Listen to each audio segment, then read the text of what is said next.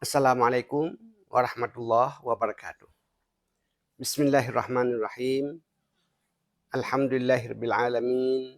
Wassalatu wassalamu ala asyrafil anbiya'i wal mursalin Muhammadin wa ala alihi wa ashabi ajmain. Keluarga besar Pesantren Modern Misbahul Ulum Paluh yang berbahagia. Tanpa terasa usia Misbahul Ulum sudah mencapai 31 tahun. Usia 31 tahun bagi satu lembaga pendidikan itu sangat muda dibanding Al-Azhar di Mesir yang telah berusia lebih 1000 tahun. Lebih tua di Oxford yang ada di Inggris, lebih tua di Cambridge. Namun walaupun 31 tahun, Misbahul Ulum telah berperan sebagai lembaga pendidikan melahirkan anak didik yang bermanfaat bagi masyarakat. Pada setiap pertemuan saya dengan majlis guru, saya selalu ingatkan ada 3 target yang harus tercapai dari Misbahul Ulum ini. 3 target ini bukan usaha di pengurus yayasan saja, tapi usaha dari majlis guru dan keluarga besar dari Misbahul Ulum Paluh. 3 target yang saya maksud, yang pertama, sukses dalam kegiatan belajar mengajar. Guru harus tepat waktu. Apabila guru berhalangan, direktur pendidikan atau wakil direktur bidang pendidikan harus mempersiapkan pengganti. Dan murid harus sudah berada dalam lokal sebelum guru masuk ke dalam.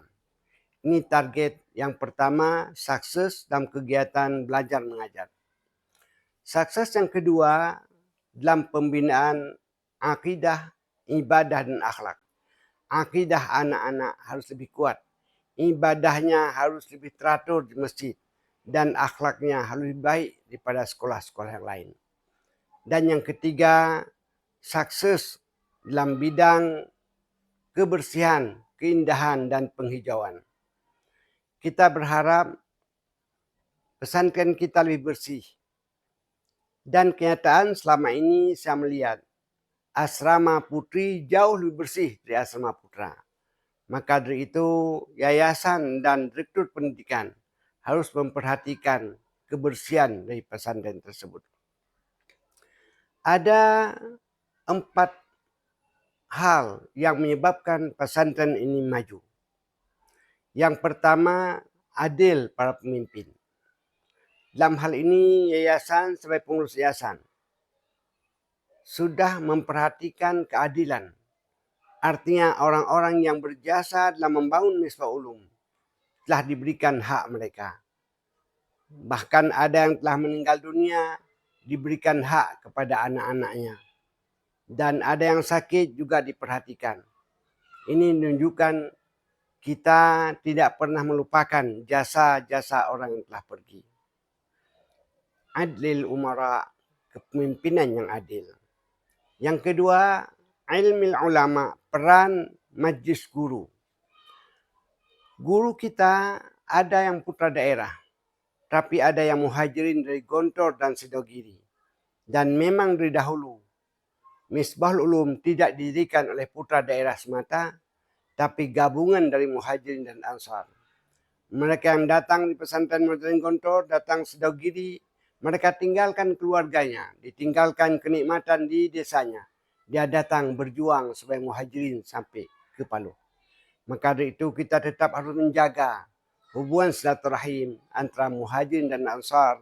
Itulah yang dipraktekkan Rasulullah di waktu hijrah ke Madinah. Dipersatukan, dipersaudarakan dengan para pendatang di Mekah dan penduduk asli Madinah. Yang ketiga, bisa khawatil agniya, peran donatur. Berhasilnya Misbahul Ulum mendapatkan bangunan bukan saja karena ada sumbangan dari putra daerah, tapi banyak bantuan pemerintah, banyak bantuan badan daya, banyak bantuan PT Arun, Mobil Oil, Pupuk Iskandar Muda dan pribadi-pribadi yang ikut membangun. Kita tidak bisa melupakan peran Dr. Salim Adnan di Medan, almarhum Profesor Dr. Jafar Siddiq, Hasan Ibrahim, saya sendiri dan keluarga saya. Semua itu harus kita catat dengan tinta emas. Ini menunjukkan kita tak bisa sendiri tanpa ada kerjasama dengan orang lain. Yang keempat, doa fuqara, doa keluarga dari Misbah Ulum, doa wali santri, doa dari masyarakat Paloh. Maka apabila kita sepakat semua mendoakannya, pasti segala macam tantangan akan mampu kita hadapi.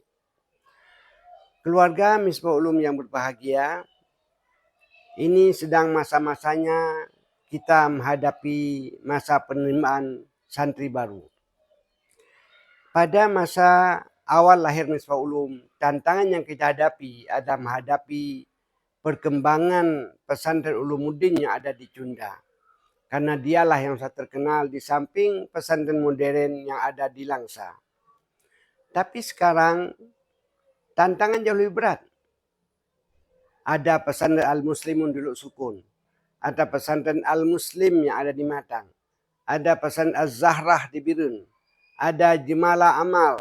Dan banyak pesantren modern yang sudah berkembang.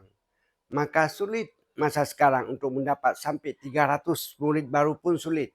Kalau dulu sampai 500. Sekarang sulit. Kenapa? Banyak tantangan. Dan ada pesantren yang jauh lebih berat. Lebih murah dari kita. Maka dari itu kita perlu memikirkan apa ciri khas dari Misbah Ulum yang membedakan daripada pesantren yang lain.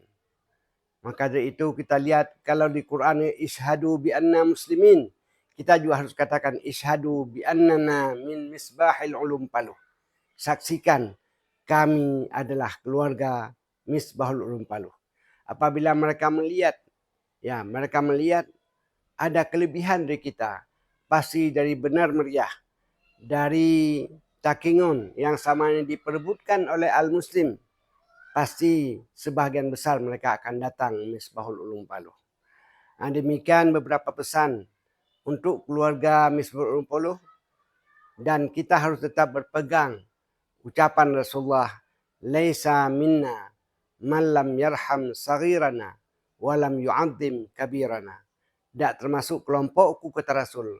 Mereka yang tidak loyal pada di atas, itulah pengurus yayasan, dan tidak sayang kepada yang di bawah, kepada majelis guru. Wabillahi hidayah wa taufik. Assalamualaikum warahmatullahi wabarakatuh.